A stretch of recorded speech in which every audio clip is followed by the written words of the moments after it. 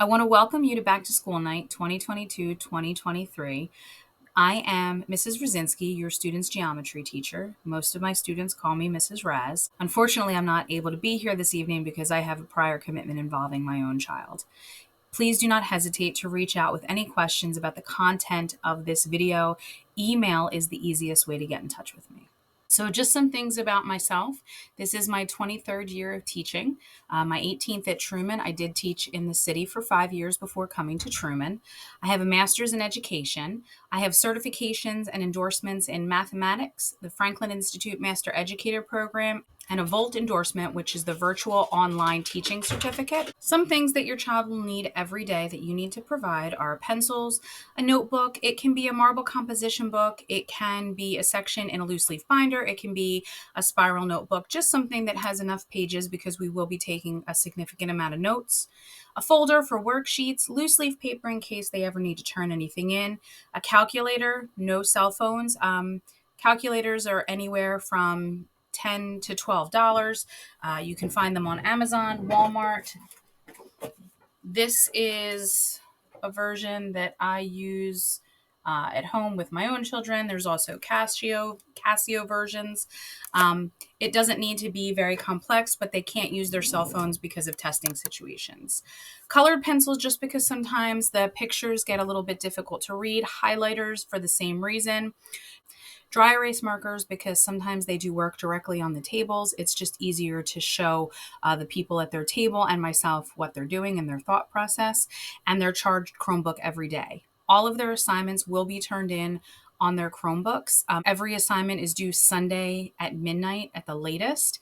That way they have time they can complete the assignment on paper, take a picture, and upload it. Just some important information to be aware of, and all of this is in the packet that you should have signed and extra copies that are provided in the classroom. Cell phones are not acceptable in class when I am giving notes.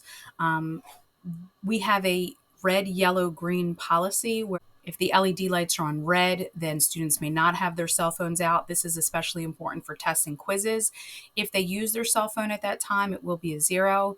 Yellow at the moment means that they have finished the assignment so they can use their cell phone without consequence, and green means that they can use their cell phone. The reality is cell phones can be a huge distraction, but they are a part of our life. So we're trying to develop skills where students can recognize when it's important that the cell phone is away and they're giving the attention to the teacher versus when it's acceptable to use it for educational purposes. Our textbook is a geometry textbook by McGraw-Hill. I do not give textbooks out, but if a student wants a copy to keep at home, I certainly have those available. They just have to sign it out. There is an electronic version available through Canvas where students can have access to the same things that we would use in class. I use the textbook more as a guide as opposed to something that is the only source of information that we use. Also, all of the notes are available through Edpuzzle on videos. And I do this as part of a flipped classroom, even though I allow them to watch the videos in class for a few reasons. I know it's something new that not a lot of people are used to, but Edpuzzle allows me to embed questions in the video to check for student understanding.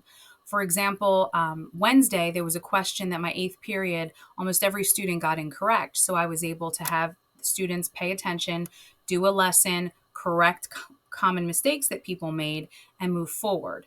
The nice thing about doing it on video is that if a student is absent, they don't miss out on the notes. So they can go back and watch those notes when they're absent so they don't miss out on a classroom experience.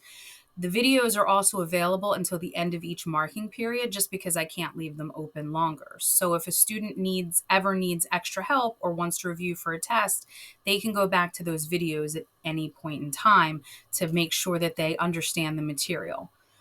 The last question on every video is always, do you have any questions?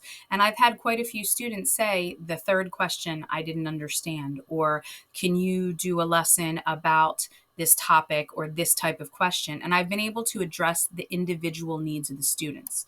That's something that's really important to me because not every student learns at exactly the same pace.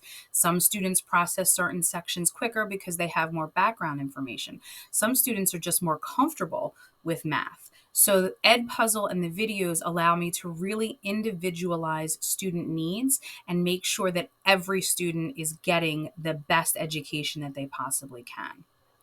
Which leads us to homework. Because we do a flipped classroom, I like to have the students do their work in class. So their homework most of the time will be finish what you didn't finish in class. But homework and classwork is always due the latest the Sunday after it's assigned. So I give a weekly agenda where I give students a recommended schedule to complete their assignment. But I also recognize that a lot of students in high school have jobs, they have sports, they have other things that they're responsible for. So they assignments are always open early and stay open a couple of days late. So that way, if something comes up, a student can tailor their needs. Everything, though, is due by Sunday at midnight. So if an assignment needs more time, I do have a I need more time Google form that they just have to fill out, and students will be granted more time. We'll have a conference to see what they need. I very rarely give homework just to give homework, but I do want the students to practice and I want them to be able to work with the people at their table because a lot of times learning is shown when students can explain it more than when they can show it on a paper. So collaborative work and group work is important because that's a skill that kids are going to use as they grow into adults in college and in their jobs. Assessments. I have tests, there are quizzes, there's projects every marking period. I try to have the tests be very concrete. They will always get a study guide. Quizzes come up more naturally. We might do 2 sections and then take a quiz. And at the end of each marking period, there is a larger project that is worth a test grade. I try to have those projects be something that are a little bit more artistic or a little bit more creative because some students will do better on those projects than they will on a test, and it demonstrates different types of learning and understanding. The grading policy is as follows. Quizzes, tests, and projects are considered summative assignments, and those are 65% of the grade. Formative assessments are different classworks and homeworks. That's 35% of the grade. Please note that a student can get all A's on their tests, and if they don't do any classwork, they can still be in danger of failing.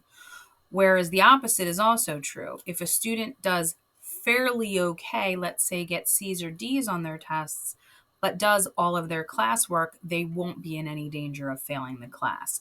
So it's very important to do the classwork because the classwork will directly prepare you for the assessments as they come up. There's no secrets, and learning shouldn't be a secret. Nothing is hidden. Thank you so much for taking the time to watch this video. Please reach out with any questions or concerns you may have.